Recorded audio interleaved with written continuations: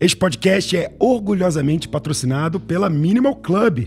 Dá uma sacada aqui, ó. Ela tá aqui, ó, e tá aqui também. Eu sempre faço podcasts com a blusa. E se você quiser saber mais, aqui na descrição tem um link para você comprar com 15% de desconto. Também tá aparecendo o QR Code na tela. Então não dá tempo mole não, já entra no site, reserva a sua, fica de minimal, igual a gente.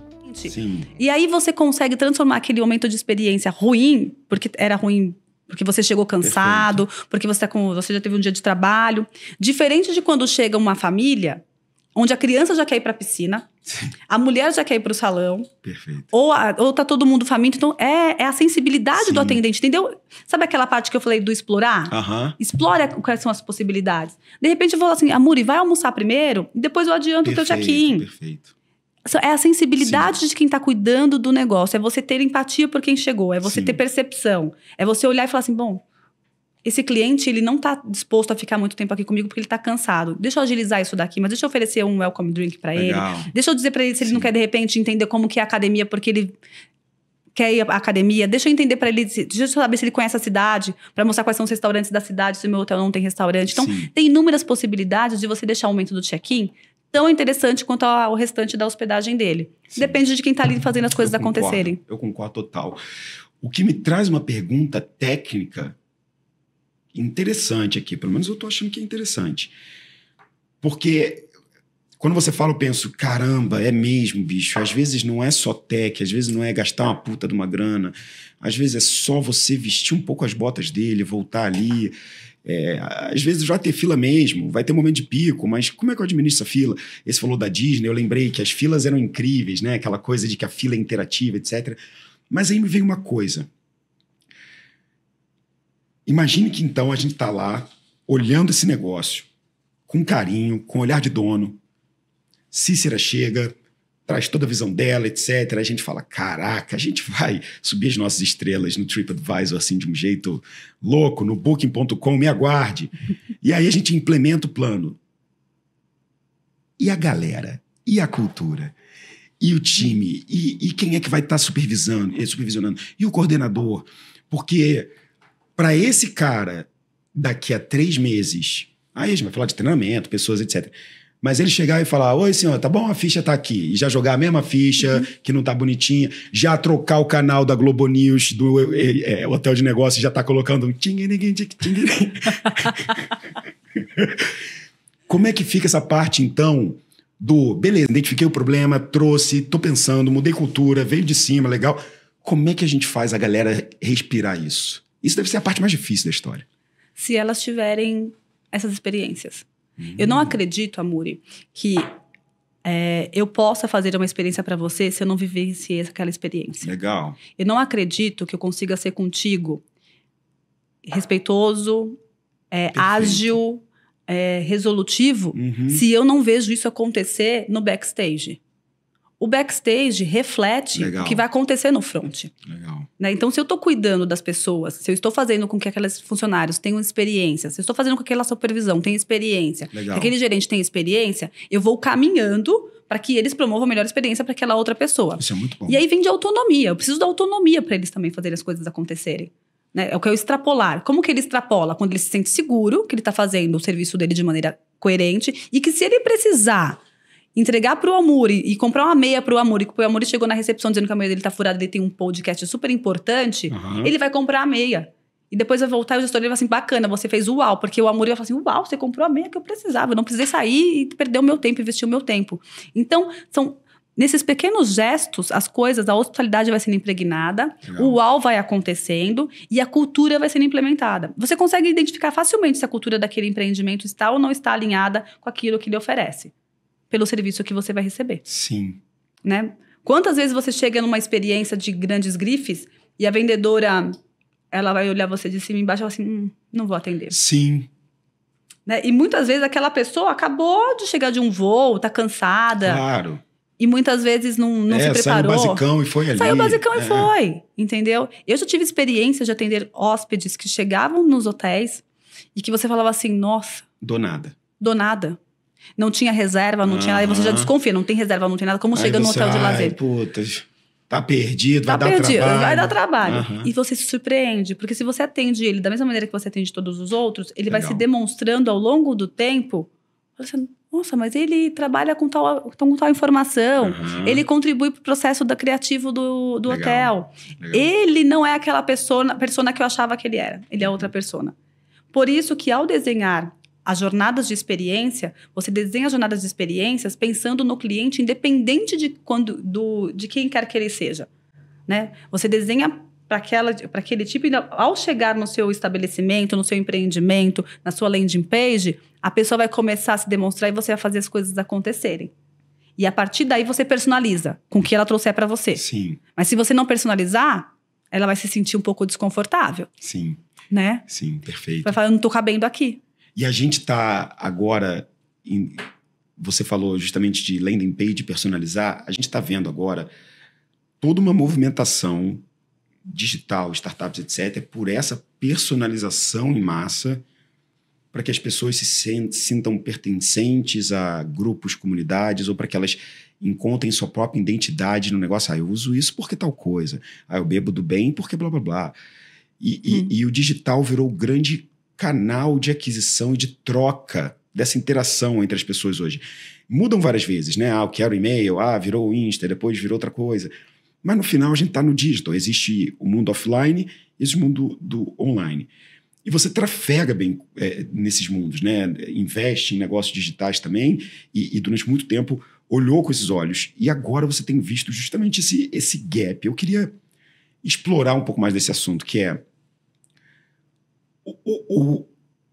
em que momento que nós estamos vendo agora, onde... Isso é engraçado, isso é muito recente, Cícera, porque assim, até 2020 existiam negócios legais, experiências digitais maneiras, Nubank da vida, já tinha isso. Mas não estava tão mainstream. Ainda tinha um canal não digital muito forte, principalmente no que tange ao que as pessoas compravam e gastavam, né? Então agora a gente está gastando mais, comprando mais, reservando mais, planejando mais, tudo virou aqui. Então essa pandemia, etc., forçou a gente para esse canal. O que forçou? A aquisição, as mídias, etc. Então está todo mundo investindo nisso. Como que está esse mundo da experiência? Como que algumas marcas podem se adaptar a isso? Tem algum bench? Alguém está mandando muito bem nisso aí? Eu queria entrar um pouco agora nessa mistura do antigo com o novo. Uhum. Acho que você trouxe um elemento que foi divisor de águas para a experiência. Pandemia. Sim. Quem comprava no físico antes da pandemia e passou a comprar no digital na pandemia, sofreu um bocadinho, né? Mas bombou, era a única forma que você tinha para fazer compra era pelos meios online. E aí a gente percebe que muitas empresas quebraram, porque não conseguiram se adequar a este mundo que se estabeleceu durante 2 anos e meio praticamente. E muitas empresas voaram. Sim. Tem empresas que fizeram o negócio acontecer. Né? Se você pega o mundo da moda, por exemplo, fez o negócio acontecer de maneira surpreendente. Verdade. Né? Outro segmento também que foi muito interessante foi o segmento automobilístico. Né? Porque você comprava carro online? Não, você precisa ir lá, sentar Claro. no carro, sentir o carro, ver o carro, pegar o carro. Nossa, e aí você passou a comprar carro. Assim, Então, o que eu percebo é que este segmento que eu digo do mundo online, que tem muitos outros segmentos dentro dele, esta é uma realidade que chegou para ficar. Essa é uma realidade que quem não está já morreu. Sim. Essa é uma realidade que as pessoas que estão precisam cada vez mais se fortalecer, se desenvolver e aprimorar. Quando eu faço um paralelo do que eu acho que acontece de experiência, boas experiências no mundo presencial, é bastante diferente do quando a gente vai para o mundo digital. Eu ainda acho que existe um gap bastante grande do que acontece no presencial, do que toda e qualquer empresa consegue fazer no presencial do quando ela leva isso para o mundo digital. Sim. Ninguém conseguiu ainda fazer isso acontecer perfeitamente. Nós temos algum case ou outro de, poxa, aqui no digital ele acontece dessa forma, mas no presencial é de outra forma. Por exemplo, se você vai comprar um carro, você prefere comprar ele no online ou no digital? No online ou no presencial? Eu vou namorar ele por meses no online. E talvez eu queira ver ele sentir na hora lá. Que é exatamente o que eu acho. Tudo que a gente faz, quando eu falei dos pilares, do acolher, do receber, do entreter e do alimentar, eu acho que parte dele tem que acontecer pelo online, para você atrair esse cliente. Mas tem uma coisa que eu preciso ir para o físico. Sim. Né? A experiência que você tem hoje com alguns aplicativos. Não tem hora que você quer pegar o aplicativo e deletar do seu celular? Sim. Porque você não fala com um humano. Você não tem essa experiência. Você tá lá sofrendo, você não fala com um humano. Entendeu? Agora, essas empresas que têm empresas físicas, você já consegue falar. Então você fala assim, não, tudo bem, eu me relaciono aqui no digital contigo. Entendi, por mais que seja tão legal. Mas se precisar, tem Mas aqui. se precisar, eu tenho lá para eu presencial. Eu consigo fazer aquela experiência acontecer no presencial. Perfeito. Então, isso traz para o cliente de algumas commodities ou cliente de alguns produtos ou de serviços, eu vou falar com alguém, né?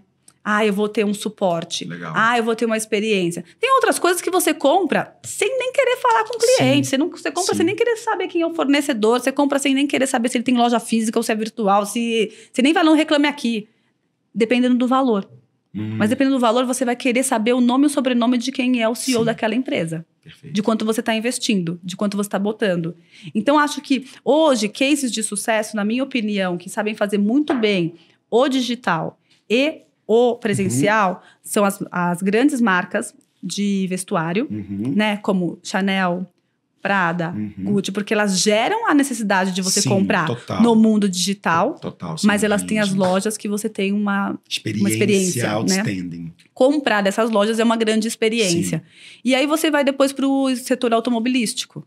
Né? Seja ele de um carro popular, seja ele de um carro de luxo. Você namora durante um tempo, monta o teu carro e depois você precisa falar com alguém. Precisa olhar nos olhos de alguém, precisa sentir o que é aquele espaço para você fazer a compra. Sim. Mas também acho que tem muitas empresas que são pequenas, que não estão nem no nicho de moda, nem no nicho de automobilístico, que estão fazendo as coisas acontecerem de maneira muito interessante.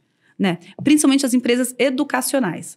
Quando você busca, por exemplo, hoje você tem um Hotmart da vida, você tem essas plataformas grandes que se relacionam com o cliente de determinada maneira, eu acho que elas são interessantes porque elas te aproximam, mas depois elas não fazem com que você fique nelas. Então, assim, elas são legais porque elas aproximam, mas elas precisam ainda estabelecer uma conexão com o cliente para que ele permaneça. Perfeito. Quantos cursos você tem hoje comprados que você viu 2 ou 3 aulas e depois abandonou? Quase todos, eu acho. Você vai criando uma estante virtual, né? Sim. De cursos, de livros, de tudo. Então, aí tem um grande gap, porque ele chegou, você acolheu ele, você recebeu ele, mas você não está alimentando ele, você não está entretendo ele.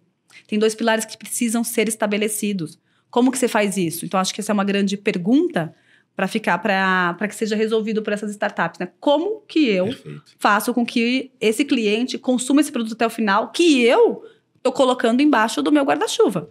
E aí, curtiu esse corte? Então tá na hora de você compartilhar também o seu amor com a gente, né? Dá a curtida, aquele comentário, mas principalmente não deixa de se inscrever aqui para acompanhar todos os próximos cortes. A gente não vai parar de fazer conteúdo não, mas eu vou parar 3 segundos para esperar você comentar ou assinar a gente. Beleza? Tô te esperando no próximo.